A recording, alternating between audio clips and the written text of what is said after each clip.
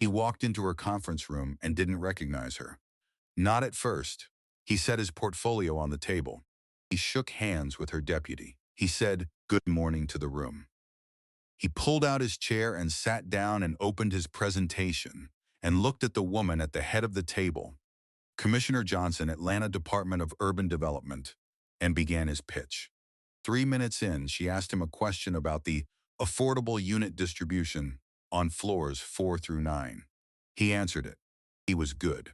She could see 18 months of work in every slide: the community input, the sustainability framework, the financing structure.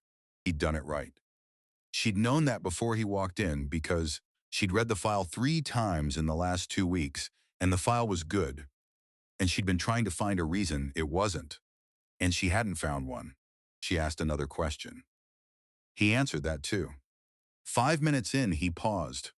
He looked at her the way people looked at someone when something had moved in the back of their mind and hadn't surfaced yet. She looked back. She said nothing. She'd been saying nothing for 5 minutes. She was going to keep saying nothing for as long as it took him to say what his face was already saying. He looked at her for one more second.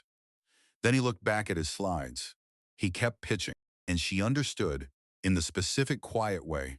She understood things that cost something, that the man who had stood at an altar 5 years ago and told her they came from different worlds had just walked into her conference room and, for the second time, failed to see who was sitting across from him.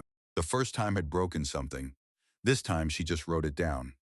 Diane Johnson had 3 rules, not written down, the kind of rules that lived in how you moved through the world, that got transmitted not through words but through watching someone do a thing the same way every time until you understood that the consistency itself was the lesson. Rule 1. You show up. Not when it's convenient. Not when you're ready. Not when the room looks like it was built for you. You show up because showing up is the only thing between where you are and where you're going, and nothing else closes that distance. Rule 2. You do the work in front of you. Not the work you wish you had. Not the work that would be easier. The work that's there. All of it. The way Diane Johnson did nails for 25 years. Every client, every hand. The same attention whether it was the first appointment of the day or the last. Whether the tip was good or the conversation was hard or her feet hurt from standing. Rule 3. You don't let them see you looking for the door. Not because you weren't looking. Because looking for the door was private. What you showed the room was someone who had decided to stay. Maya had grown up watching her mother practice these rules in rooms that hadn't been built for her. Diane Johnson had practiced them in the waiting rooms of loan offices that declined her. In the break rooms of salons that paid her less than her work was worth. In the parent-teacher conferences where she'd worn her good clothes because she'd understood early that the good clothes were part of the job. Not because she owed anyone her best appearance, because she refused to give them the easy read. She'd passed all 3 rules to Maya without naming them. Maya had named them herself. Later, when she was old enough to understand what she'd been watching, she'd grown up in Bankhead Courts. Not the version that existed now, the one that had been rebuilt twice, that had new signage and a community garden and a mural on the east wall that she'd been consulted on 3 years ago, in her capacity as a city planner. The version from before. The one with the broken elevators and the specific institutional smell of a building maintained at the minimum required by law and not a dollar more. She'd done her homework at the kitchen table because her room was too small for a desk. She'd taken the bus to school, 40 minutes each way, the kind of commute that gave you time to read if you were the kind of person who read on buses, which she was, which her mother had made possible by taking her to the library every Saturday from age 5 until age 12 when she could go alone. She'd gotten a 4.2 GPA, not because school was easy, because Diane Johnson had told her once, not repeatedly, the kind of thing you only needed to say once if you said it right. The grades are not for them. They're for you. Every grade is a door you're building before you know where you're going. She'd built a lot of doors. Georgia Tech. Full scholarship. The specific, vertiginous feeling of arriving somewhere that hadn't been designed with her in mind, and understanding that designed for and possible in were different things. She'd learned that early. The advisor who had suggested a less competitive program had learned it shortly after when she'd graduated third in her class. She hadn't done it to prove something to him. She'd done it because Diane Johnson had three rules, and the first one was you show up. Georgetown for her master's. Urban planning. Not the abstract version, the applied kind. The version that asked what cities were actually for, and who they were actually built to serve, and what the gap between those two questions looked like in practice. She'd written her thesis on mixed-income housing development in historically black neighborhoods, on the specific tension between gentrification and investment, on what it meant to build for a community versus build in a community, and whether those two things could ever be the same thing. She'd interviewed 47 residents of neighborhoods like Bankhead Courts. She'd transcribed every interview herself, not because she'd had to, because she'd needed to hear every word again, slowly, in the quiet of her apartment at night. Because the words mattered, and the way they'd been said mattered, and the gap between what the city planned and what the people in those neighborhoods needed had lived in those words, and she'd needed to understand the gap before she could spend her career trying to close it. She'd gotten the fellowship. Not easily. There had been a night, second year, Georgetown, the application open on her laptop, the cursor blinking at the beginning of the personal statement, when she'd sat for 47 minutes without writing a word. Not because she didn't know what to say. Because she'd heard, in the silence of that apartment, every voice that had told her that what she was reaching for was not for people who came from where she came from. The advisor at Georgia Tech. The interviewer at her first internship who had said your background is interesting in the specific way that meant the opposite. And one other voice. One she hadn't heard yet when she sat in that apartment. One that would come later, at an altar, in a church in Buckhead, in front of 200 people who had driven from 3 states to watch something that didn't happen. She hadn't heard that voice yet, but she'd heard enough of the others. She'd started typing anyway, not because she was sure. Because Diane Johnson had 3 rules, and the second one was you do the work in front of you. She'd been with the city for 10 years before the appointment. Not a straight line. Nothing was a straight line. A lateral move in year 4 that it felt like a step backward and had turned out to be the thing that gave her the specific operational knowledge of how development projects move through the city's approval process. A project in year 6 that had gone badly. A mixed-income development in Vine City that had been approved with good intentions and built with insufficient community input and had produced something that served the developer's timeline more than the neighborhood's needs.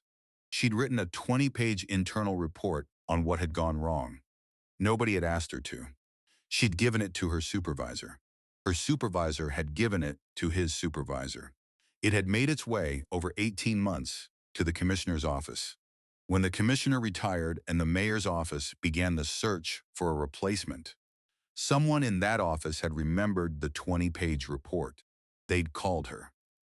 She'd thought about saying no, not because she didn't want it, because she'd understood immediately that the job was the kind of thing that would require everything she had, and some things she wasn't sure she had yet. She'd thought about Diane Johnson's 3rd rule. You don't let them see you looking for the door. She'd taken the meeting. She'd taken the job. She'd been commissioner for 8 months when the Webb Properties file landed on her desk. She'd been in a meeting when her deputy flagged it, walked in, put the folder on the corner of her desk, said, Riverside Commons 2, Old 4th Ward, Webb Properties. Review meeting in 2 weeks. She'd finished the meeting. She'd opened the folder. She'd seen the address. Then the developer name. She'd read the file that night.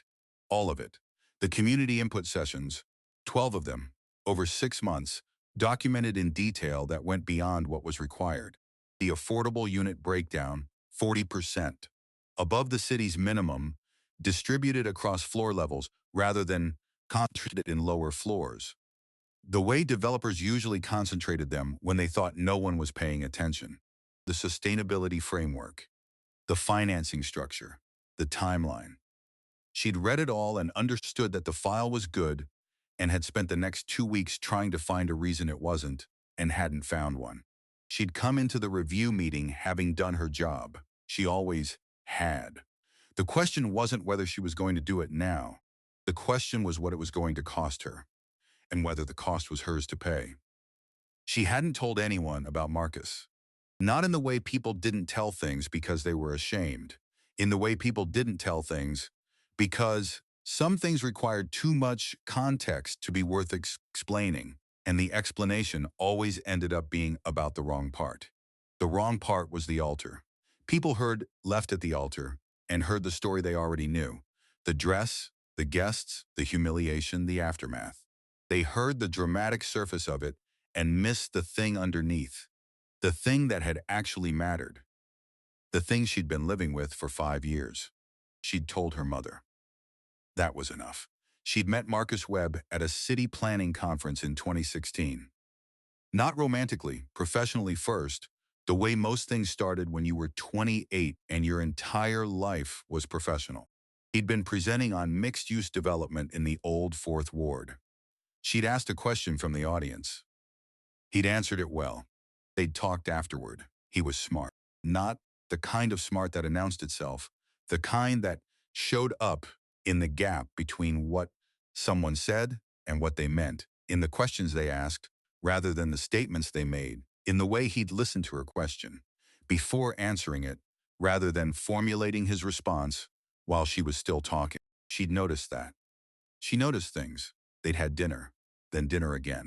Then the specific gradual accumulation of a relationship that built itself in the margins of two busy lives, the calls on the drive home, the weekends that started as one night and became two, the way her apartment began to contain evidence of him without either of them deciding that was happening.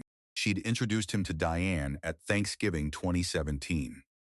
Diane had cooked, the specific, serious cooking she did when something mattered.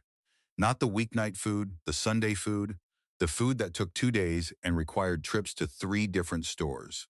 She'd watched Marcus eat and had watched her mother watch Marcus eat and had understood from the watching that Diane was doing what Diane did, reading a person through the small things, the things people didn't perform, because they didn't know they were being observed.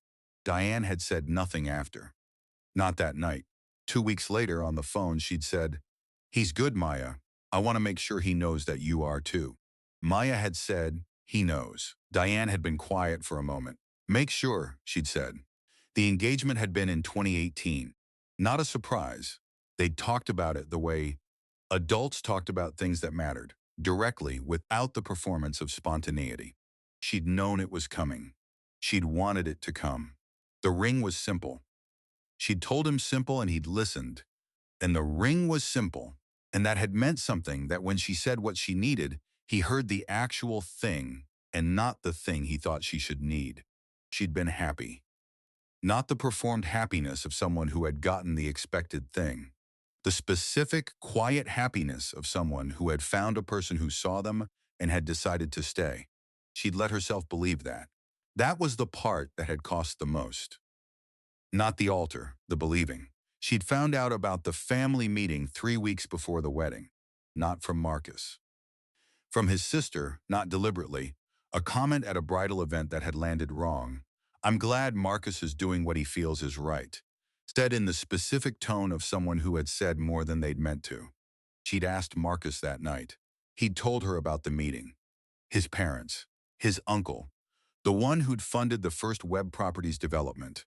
2 of his cousins who were involved in the business. They'd had concerns about her background, about what her background would mean for the business, about the optics. That was the word Marcus had used. Had said it carefully, as though the carefulness of his delivery would change what the word meant. Of a Webb marrying someone from Bankhead Courts. She'd listened. She'd asked one question. "What did you say?" He'd looked at her. "I told them they were wrong," he said. "That it didn't matter where you came from." She'd looked at him. At the man who had listened to her question at a conference in 2016. At the man who had remembered simple when she said simple. At the man who had sat at Diane's table and eaten Sunday food and been read by the person who knew Maya best. That's not the right answer, she said. He'd looked at her. What do you mean? He said. The right answer, she said, is that where I came from is part of who I am. And who I am is what you chose, not despite where I came from. She paused. If you're telling them it doesn't matter, you're agreeing that it would be a problem if it did matter. You're just arguing about degree. He'd been quiet. She'd looked at him. At the quiet. At what the quiet meant. Marcus, she said. I'm working on it, he said. Give me time. She'd given him 3 weeks. The wedding was at a church in Buckhead. 200 people. Her mother in the front row in the dress she'd bought 6 months before and altered twice because she'd lost weight from the stress of the planning and gained it back from the joy of the approaching day. Maya had seen her mother's face when she'd walked down the aisle. That face. She'd held on to that face for 5 years. Marcus had been at the altar. He'd looked at her the way he'd looked at her that night in their apartment when she'd asked about the family meeting. The quiet. She'd known before he said anything. She'd stopped walking when she was 3 feet from him. Not because someone had told her. Because she'd learned, over 34 years, to read rooms the way Diane Johnson had read rooms for 25 years of doing nails in spaces that hadn't been built for her. You learned to feel the thing before it was said. She'd felt it. He'd said, I can't do this. I've tried to get there. I'm not there. He'd said other things, different worlds, the business, not the right time. She'd heard all of it. She'd understood all of it. She'd turned around. She'd walked back down the aisle. She'd done it looking at her mother's face. Because looking at her mother's face would have broken something she needed to keep unbroken for the next 4 minutes. 4 minutes.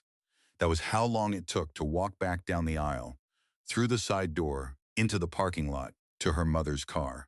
She'd counted. Diane had found her in the parking lot. Not immediately. She'd given Maya the 4 minutes and then she'd come. She'd sat in the passenger seat. She hadn't said anything for a long time. Then she'd said the thing. Not he'll regret it. Not you deserve better. Not any of the things that would have been kind and insufficient. She'd said, Maya, where you come from is not a deficit. It never was. The people who treat it like one, they're telling you about the size of their world, not the size of yours.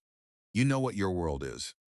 I know what it is. Now you go make it what we both know it can be. Maya had looked at her mother, at the woman who had practiced 3 rules in rooms not built for her for 25 years. At the woman who had driven 2 hours to watch her daughter get married and had sat in the front row in the twice altered dress. She hadn't cried. Not that day. Later. Alone. The specific private grief of someone who had let themselves believe something and had been wrong about whether it was safe to believe it. But not in the parking lot. In the parking lot, she'd looked at her mother and understood that Diane Johnson had been preparing her for this moment since before Maya had known the moment was coming. Not this specific moment. Any moment in which someone looked at where she came from and decided it was the wrong place. She'd been prepared. She hadn't known she was prepared. Now she knew. She'd gone back to work on Monday. Not because she was over it. Because Diane Johnson had 3 rules, and the first one was you show up. She didn't grieve the way people expected her to. Not publicly. Not dramatically. Not in the way that would have been understandable and visible and would have given people something to respond to. The canceled subscriptions, the returned gifts, the months of not leaving the apartment. She went back to work on Monday. She filed the paperwork to change the venue deposit into a charitable donation because the venue had a policy and she'd read the policy and that was what the policy allowed. And doing the thing the policy allowed was simpler than the alternative. She called 200 people. Not personally, she and her mother had divided the list and called. Diane had taken 104. Maya had taken 96. They'd done it in one evening, sitting at Diane's kitchen table, 2 phones, the specific efficiency of 2 women, doing an unpleasant task the way unpleasant tasks got done, completely, without discussion of how unpleasant they were, because discussing the unpleasantness didn't make it less. She'd returned the ring by courier. No note. The first year was the hardest. Not because of Marcus. She'd understood on the drive home from the parking lot that Marcus was not the wound. Marcus was the moment the wound had finally had a name. The wound was the advisor at Georgia Tech and the interviewer who'd said, "Your background is interesting," and every room she'd ever walked into and felt the specific millisecond assessment of someone deciding which category she belonged in before she'd said a word. Marcus had just said it out loud, at an altar, in front of 200 people, with a microphone. That was the part that had been hard. Not the loss of him, but the specificity of the moment. The public confirmation of a private thing she'd been managing for years. She'd managed it differently after. Not better or worse, differently.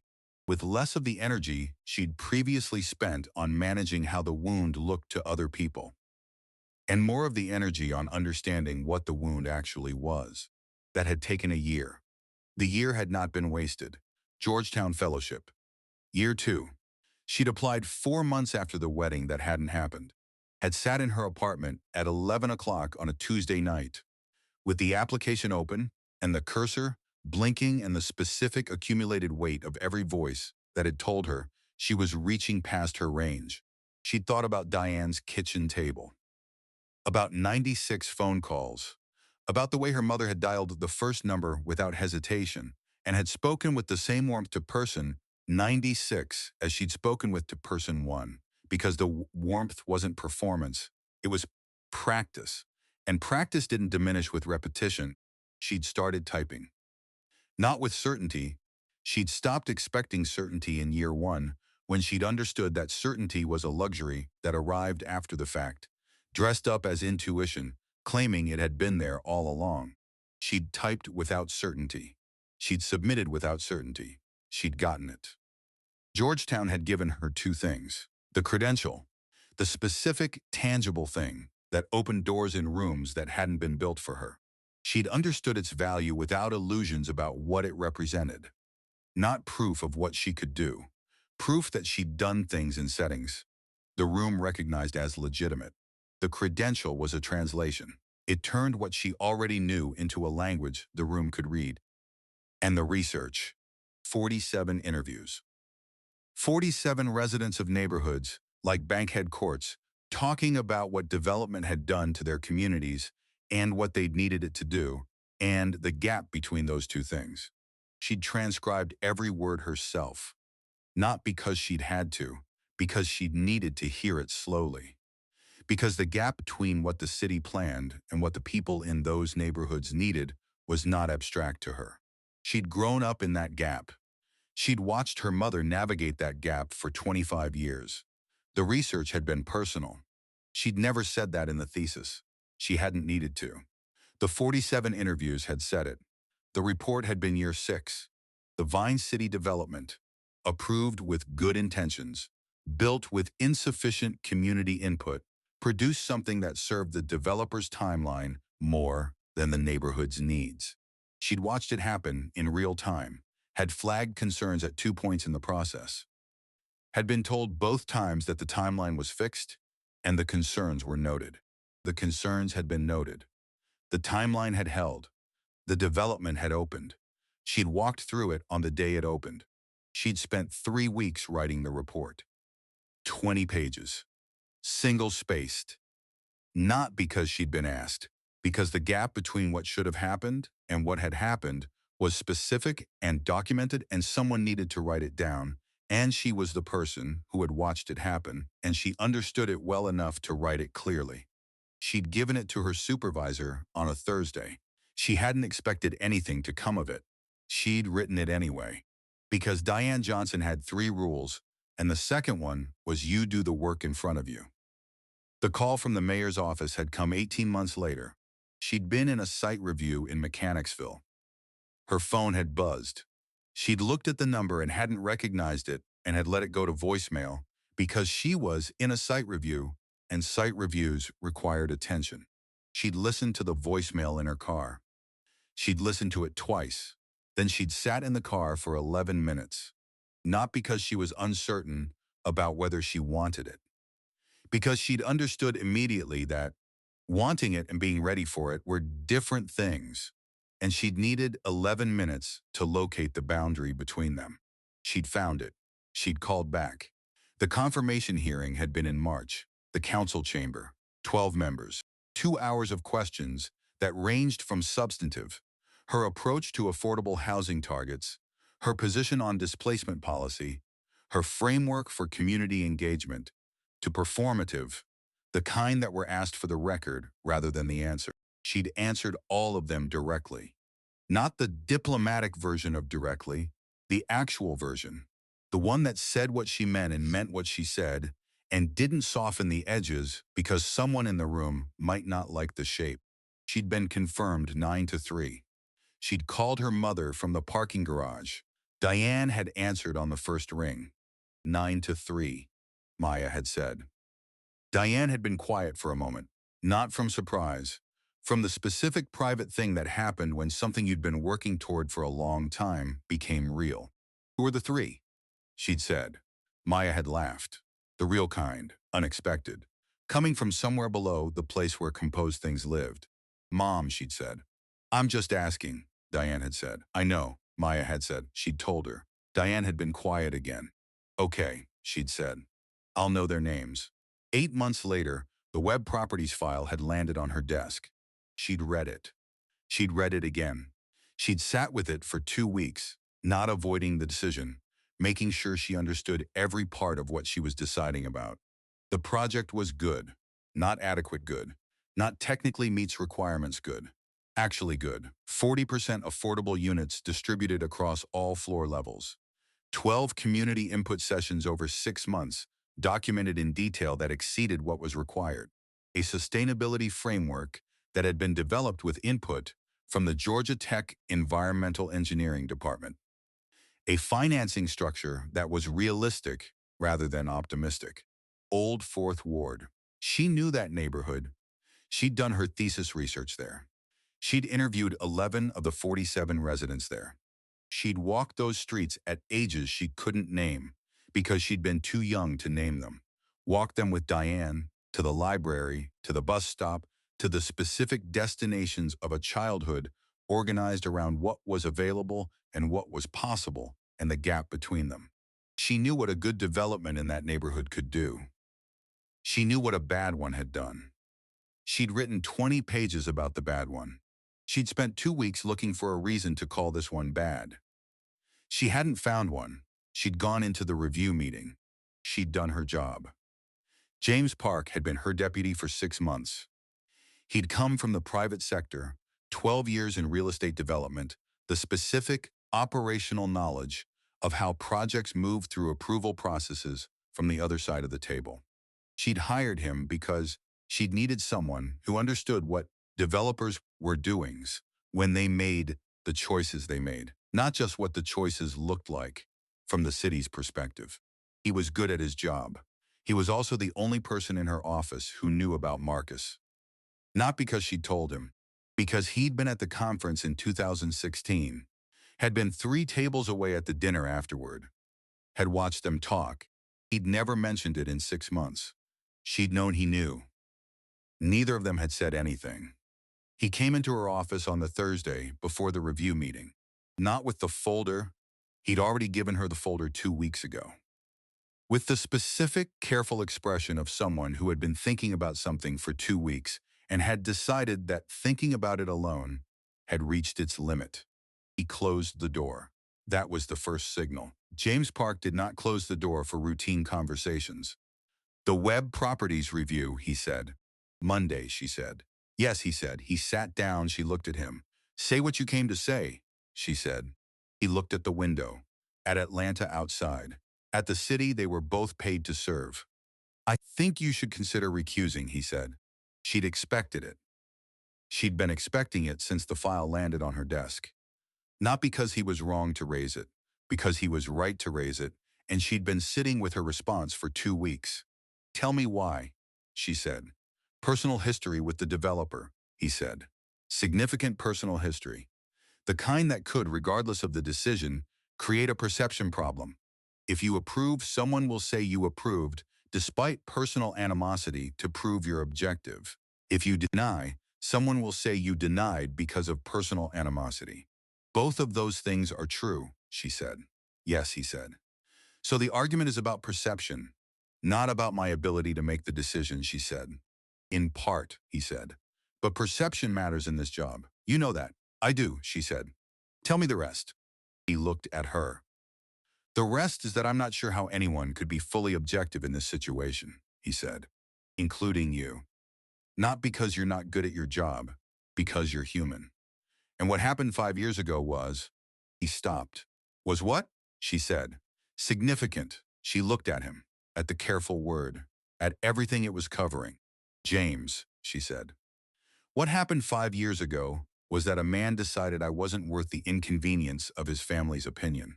That's not a secret. It's not a trauma I'm managing. It's a fact about what someone did and who I am in relation to what they did. He looked at her. That's a very composed way to describe it, he said. Yes, she said. I've had 5 years. He was quiet. The recusal, he said. I'm not ordering it. I know, she said. I appreciate that you raised it. She paused. Here's my answer. He waited. If I recuse, she said, I'm saying one of two things. Either I'm saying I can't separate my professional judgment from my personal history, which I don't believe is true, and which 5 years of doing exactly that has demonstrated isn't true. Or I'm saying that the appearance of a conflict is sufficient to remove me from a decision I'm qualified to make, which sets a standard that would remove me from a significant portion of my job because I have personal history with this city and its neighborhoods and the people who live in them. That history is not a liability. It's why I was appointed. James looked at her.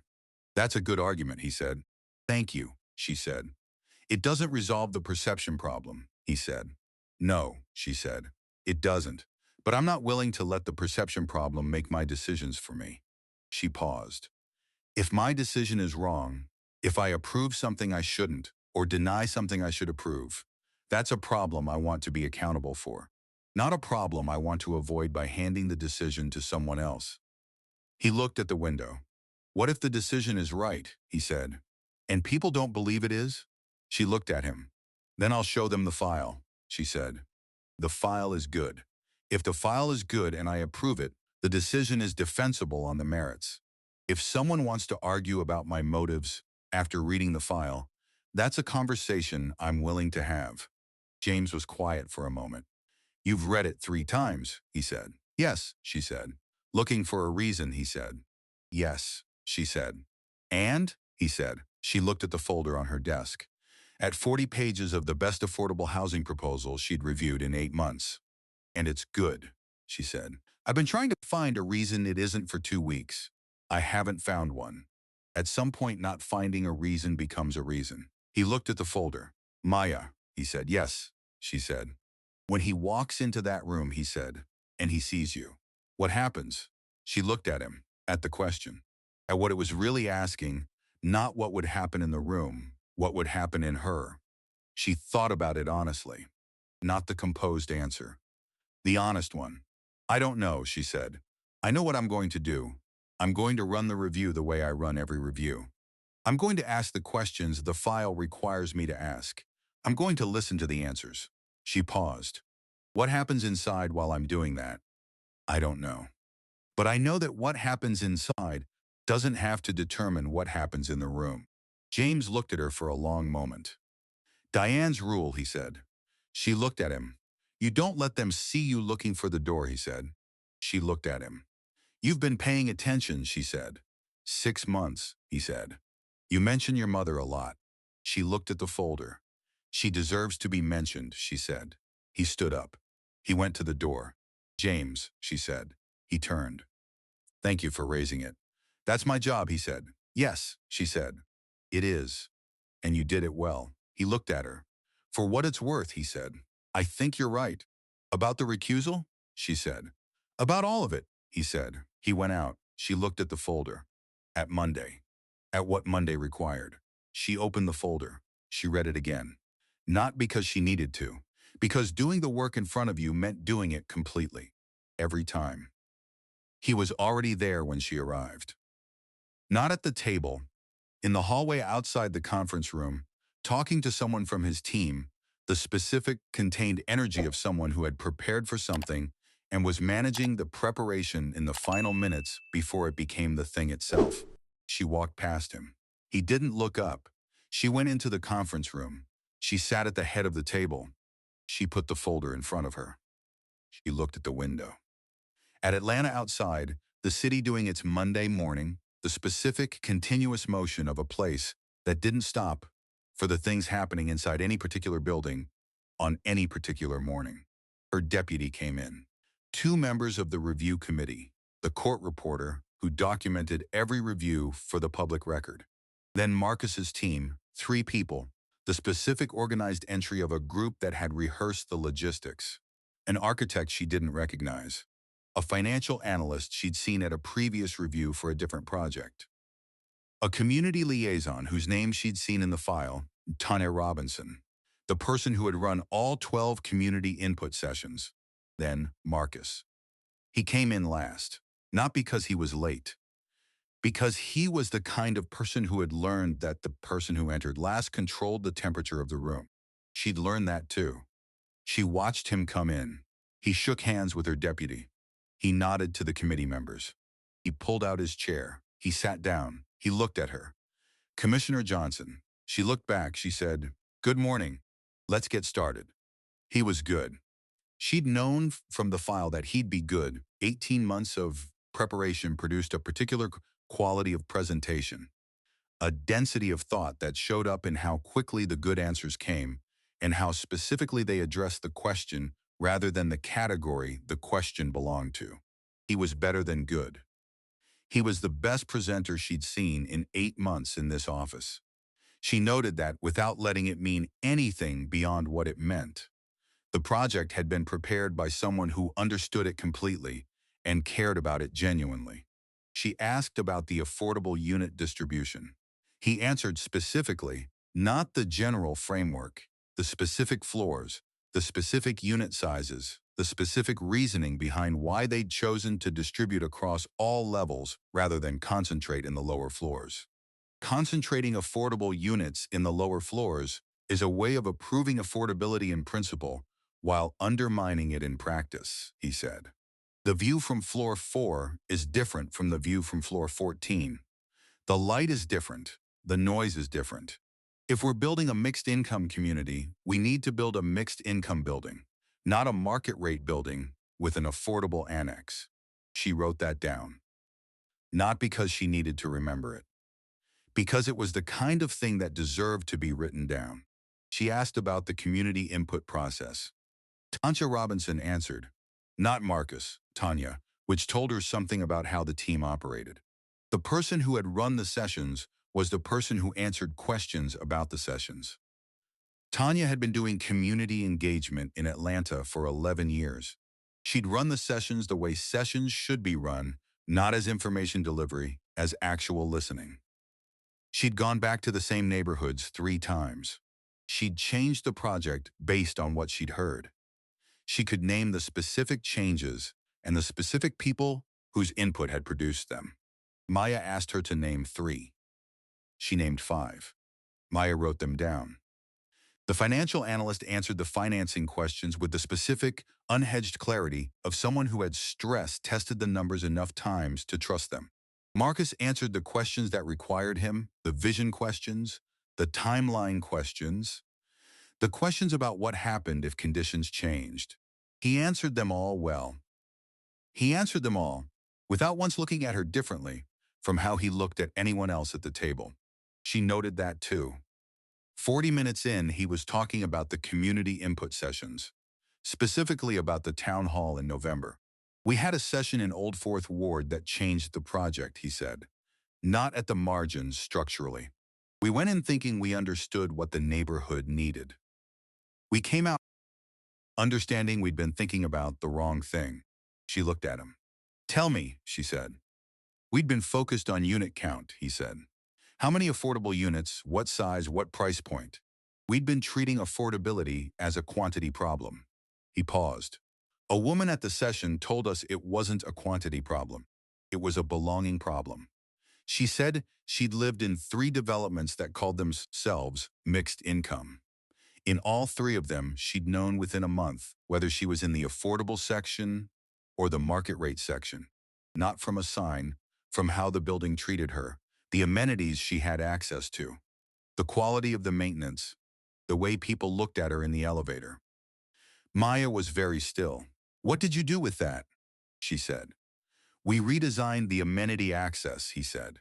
"Universal access to everything in the building. No tiered membership, no separate entrances, no. Nothing that would tell someone which category they'd been assigned to." He looked at the table. "And we changed the maintenance protocol. Same response time, same quality of repair, same materials, regardless of which unit the request came from." She looked at him. "Who was the woman?" she said. Not because she needed to know for the review. He looked at her. For the first time in 40 minutes, he looked at her the way you looked at someone when you were trying to locate something you'd misplaced. "She was a retired nail technician," he said. "She'd been in the neighborhood 40 years. The room was quiet, not dramatically, the specific, ordinary quiet of a pause in a meeting. Maya looked at her notes. She wrote something. She looked up. "She said something else," Marcus said. "Something I've been thinking about since." She waited. He looked at his folder. She said, "Asking is not the same as listening. You can ask and already have your answer. The difference is whether you come in with a solution or whether you come in with a question." Maya looked at him, at the man who had sat in Diane Johnson's kitchen in 2017 and eaten Sunday food, at the man who had stood at an altar in 2019 and said, "We come from different worlds." At the man who had sat in a town hall in Old Fourth Ward and listened to a retired nail technician talk about belonging, and had changed his project because of what he'd heard. He was looking at her. Not at Commissioner Johnson, at her. He'd found what he'd been trying to locate. She held his gaze for 1 second. Then she looked at her notes. "The maintenance protocol changed," she said. "Walk me through the implementation." He looked at his folder. He kept going. She kept going. The room kept going. They broke at 11:15. 15 minutes. She went to the window at the end of the hall. Not for air, for the specific, necessary distance of 11 floors between her and the street. James appeared beside her. He didn't say anything. She didn't say anything. They stood at the window. "You okay?" "Yes," she said. "The nail technician," he said. "Yes," she said. "Did he know?" James said. She thought about the moment Marcus had looked at her, at what she'd seen in the looking. "He does now," she said. James was quiet. "And?" he said. She looked at Atlanta, at the city she'd been appointed to serve. At Old Fourth Ward, visible from where she was standing, the neighborhood she'd researched, the streets she'd walked, the place where Diane Johnson's kitchen table was 2 miles from the project site. "And the project is still good," she said. James nodded. "Yes," he said, "it is." She looked at the city. "James," she said. "Yes," she said. "What my mother said to that town hall," she said, "about asking not being the same as listening." "Yes," he said. "She's been saying that my whole life," she said. "I wrote my thesis on it. I've given presentations on it. I've used it in 3 policy documents." "Yes," he said. "Marcus Webb heard it once," she said, "in a town hall, and restructured a $180 million project." James was quiet. "What does that mean to you?" he said. She looked at the city, at the question, at what the question was actually asking. "It means people can hear things," she said, "when they're ready to hear them." She paused. "It doesn't change what happened. It doesn't require anything from me. But it means something." She paused again. "I'm still figuring out what." James looked at the city. 5 more minutes, he said. "Yes," she said. She stood at the window. She thought about Diane Johnson sitting in a town hall in Old Fourth Ward, saying the thing she'd been saying her whole life, not knowing her daughter would hear it secondhand, in a conference room, from the man who had left her at the altar. She thought about what her mother would say about that. She thought she knew. She almost smiled. "Let's go," she said. She went back in. The review ended at 12:47. Not dramatically, with the specific procedural close of a formal process. She thanked the team. She told them the decision would be communicated within the standard 30-day window. She stood. They stood. The court reporter packed up. Marcus's team filed out. He was last again. At the door he stopped. He turned. Everyone else had already gone into the hallway. It was just the two of them in the room. And James, who had understood from the quality of the silence that this was not a moment that required a deputy and had found something to look at on his phone. Commissioner Johnson, Marcus said. She looked at him. Thank you for the thorough review, he said. Professional. Correct, the language of a process that had boundaries. She nodded. He looked at her for one moment. Not at Commissioner Johnson. At her. Maya, he said. She looked at him. At the name. At what it cost him to say it in this room. I know this isn't the place, he said. I know there probably isn't a place. But I want you to know that I'm aware of what I did. Not what happened, what I did. There's a difference, and I've been living with the difference for 5 years. She looked at him. She didn't say anything. I'm not asking for anything, he said. I'm not asking you to respond. He stopped, found the words. I wanted to say it to you directly. Not through the project, not through anything else. Directly. The room was quiet. James had put his phone away. She looked at Marcus, at the man who had stood at an altar and said we come from different worlds, at the man who had sat in a town hall and restructured a project because a retired nail technician had told him the difference between asking and listening, at the man standing in her conference room saying what I did instead of what happened. She understood the difference. She'd been the one who had to live with the difference too. The project is good, Marcus, she said. Make sure it gets built the way it was designed. He looked at her. She held his gaze. The woman at the town hall, she said, the retired nail technician. He was very still. What was her name? She said. He thought about it, the specific searching expression of someone trying to locate something that hadn't seemed important to locate at the time. Diane. Diane Johnson, I think. She nodded once. She picked up her folder. She walked past him. She went into the hallway. James caught up with her at the elevator. He didn't say anything. She pressed the button. The elevator came. The doors closed. He said her name, James said. Yes, she said. Did he know? James said, no, she said. He just remembered it. James was quiet. The elevator moved. Maya, he said. Yes, she said. Are you okay, he said. She looked at the elevator doors, at her reflection in the steel. The same face she'd had in every room she'd walked into that hadn't been built for her. The same face she'd had in the parking lot 5 years ago. Different eyes. Not harder. More settled. The specific earned quality of someone who had been somewhere and come back and knew the difference. Yes, she said. I am what he said, James said. What I did, not what happened. Yes, she said. That matters, James said. It does, she said.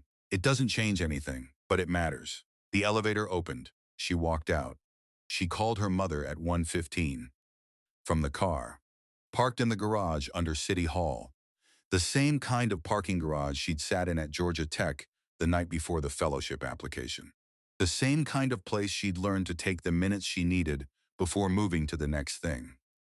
Diane answered on the second ring. How did it go? She said. Good, Maya said. The review went well. And the other part? Diane said.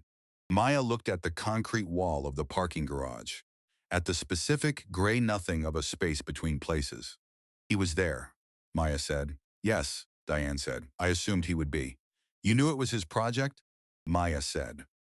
James called me. Maya looked at the wall. James called you, she said. He was worried about you, Diane said. He didn't know if you'd told me. I told him you hadn't, and that you wouldn't, and that you'd be fine. Were you right? Maya said. Are you fine? Diane said. Maya thought about the conference room, about Marcus at the door saying what I did, about the name he'd remembered, about the thing she'd asked and the answer he'd given. Yes, she said. Diane was quiet for a moment. Not the silence of someone waiting. The silence of someone sitting with something. Maya, she said. Yes, she said. Did you approve it? She said. I haven't decided yet, Maya said. Formally, I have 30 days. But you know, Diane said. Maya looked at the wall. Yes, she said. I know. Tell me, Diane said. It's good, Maya said. The project is genuinely good. 40% affordable across all floors. Community input that actually changed the design. Sustainable framework. Good financing. She paused. It's the kind of project I've been trying to get built in that neighborhood for 8 years. Diane was quiet. Old Fourth Ward, she said. Yes, Maya said. Near where Mrs. Patterson used to live, Diane said. Yes, Maya said. Diane was quiet again. Mrs. Patterson had been their neighbor in Bankhead Courts, had watched Maya on the days Diane worked double shifts, had made soup when Maya was sick, had been at the graduation, Georgia Tech, Georgetown, both of them, in the front row beside Diane, the twice-altered dress replaced each time by something new, because Mrs. Patterson had believed that graduations required new dresses and had saved for them.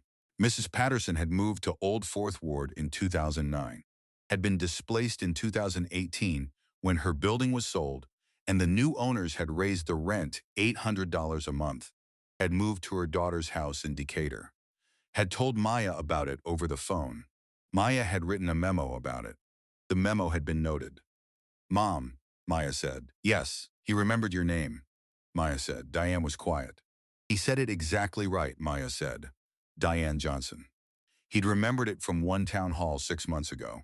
Diane was quiet for a long time. Well, she said. Yes, Maya said. That doesn't change what he did, Diane said. No, Maya said. But it means something, Diane said. Yes, Maya said. That's what I thought. People can change, Diane said. Not all of them. Not always. But some of them. When they get far enough outside of what they thought they needed to be. She paused. The question is never whether they changed. The question is what you do with your life regardless. Maya looked at the wall, at the parking garage, at the space between places. I know what I'm going to do, she said. I know you do, Diane said. The project, Maya said. Yes, Diane said. I'm going to approve it, Maya said. Not for him. Not to prove anything. Because it's good, and because the neighborhood needs it, and because Mrs. Patterson shouldn't have to live in Decatur. Diane was quiet. Mrs. Patterson, she said, is going to want a unit on a high floor. Maya looked at the wall. She almost laughed, the real kind. I'll see what I can do, she said. You do that, Diane said. And Maya. Yes, she said. You showed up, Diane said. Today you showed up. Maya looked at the parking garage, at the space between places, at the woman she'd become in the space between where she'd started and where she was sitting. I always do, she said. I know, Diane said. That's what I raised. She took the full 30 days.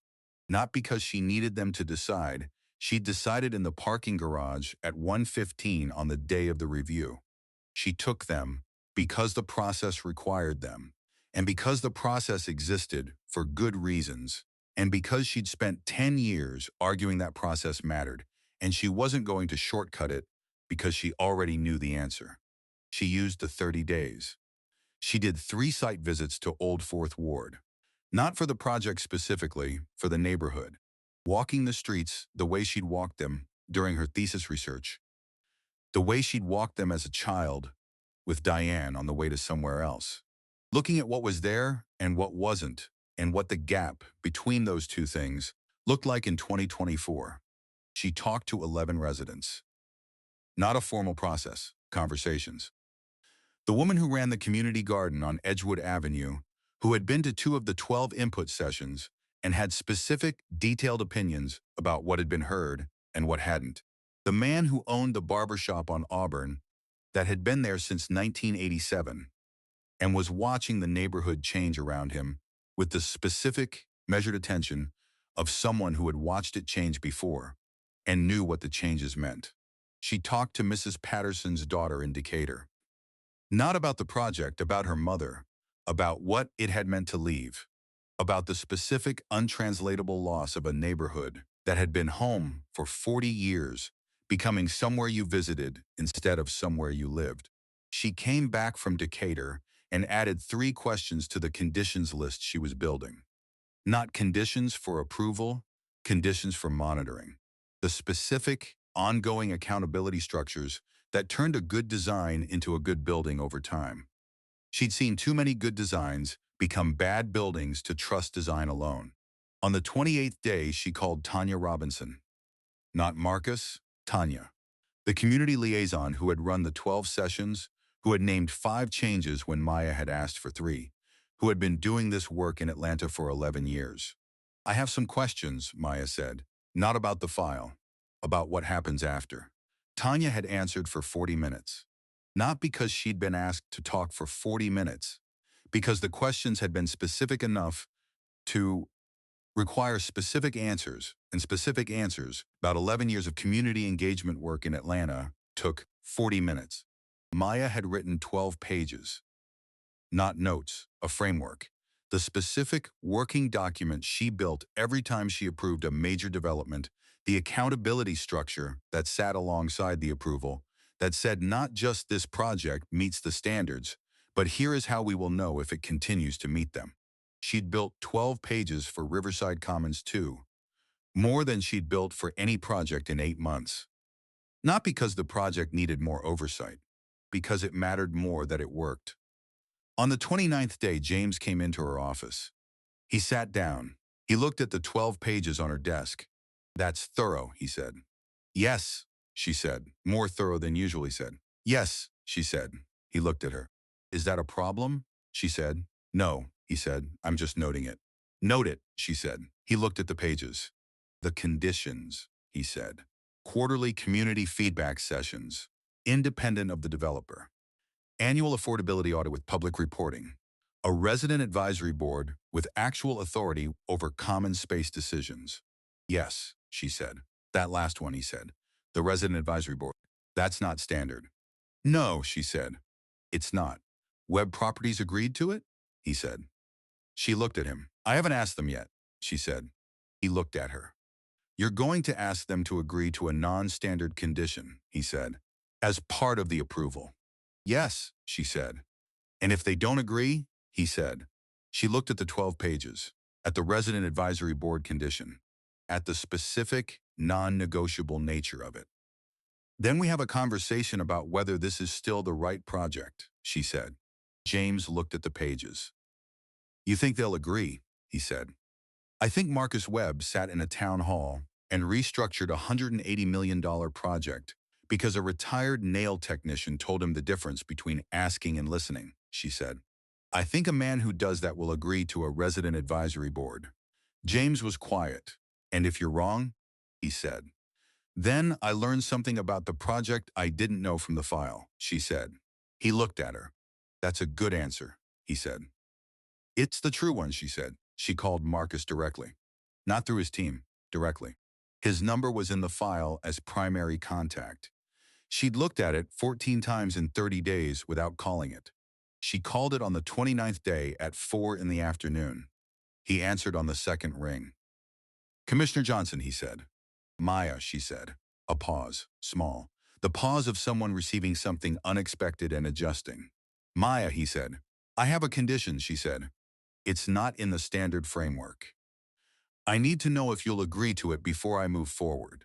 Tell me, he said, she told him.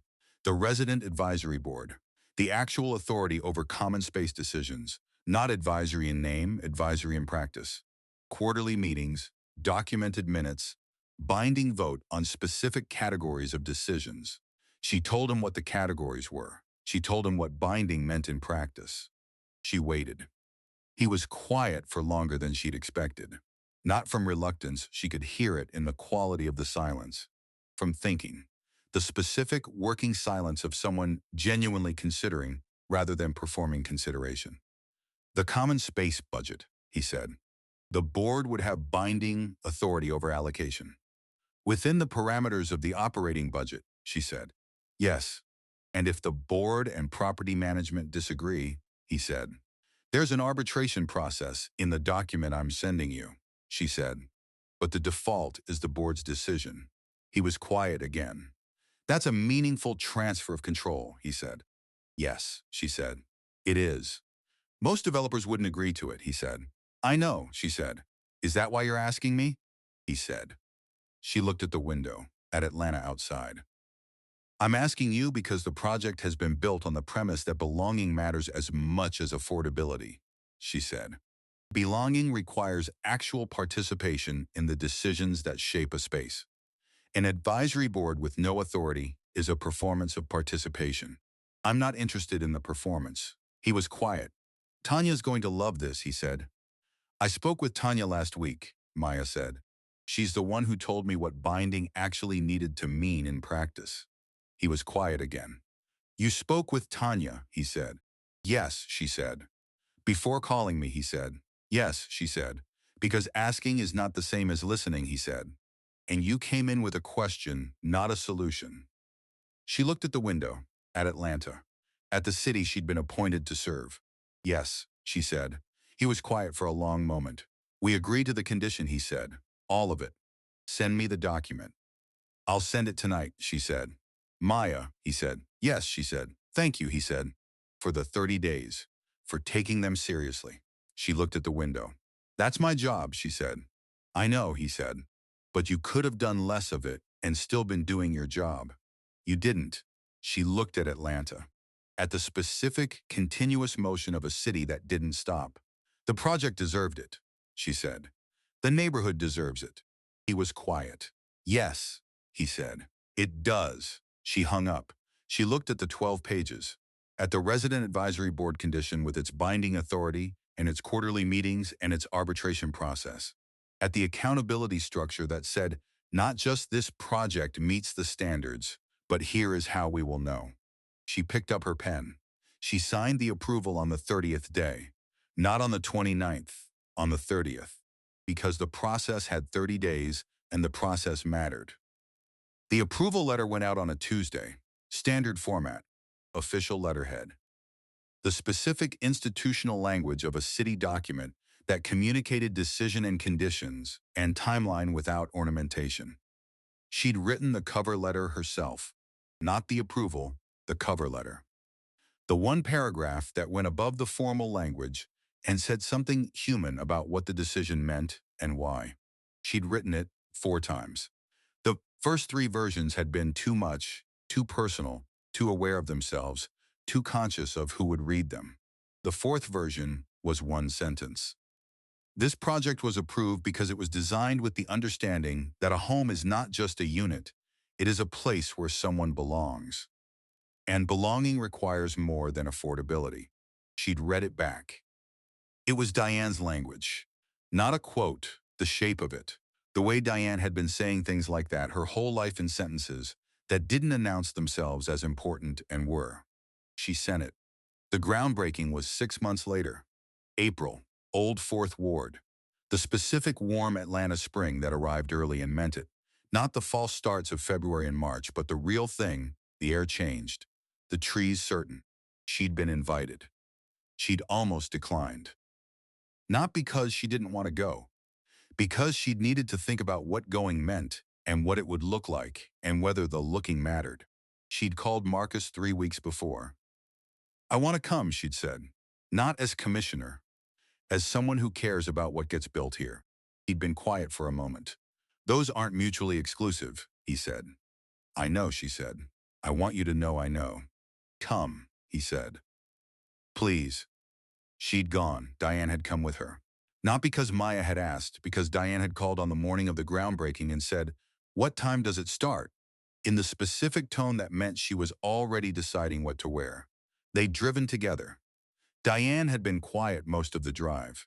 Not the quiet of someone with nothing to say. The quiet of someone looking at things. The way she looked when she was in a neighborhood, reading it. The specific literacy of a woman who had moved through many neighborhoods and understood what neighborhoods said about the people who lived in them. And the people who had decided what they would look like. It's changed, Diane said. Since Wyest, Maya said. Some of it good, Diane said. Yes, Maya said. Some of it. Diane started. I know. Diane looked at the streets. Mrs. Patterson called me last week, she said. What did she say? Maya said. She wants to come back, Diane said. She's been on the waiting list for the affordable units since the lottery opened. Maya looked at the road. What number is she? Maya said. 47, Diane said. Maya drove. There are 200 affordable units, she said. Diane looked at her. I know, Maya said. I know the numbers. She knows too, Diane said. She's been tracking the lottery every week. Maya thought about Mrs. Patterson in Decatur, tracking a lottery every week from a daughter's spare room, watching a neighborhood she'd lived in for 40 years become somewhere she was waiting to be let back into.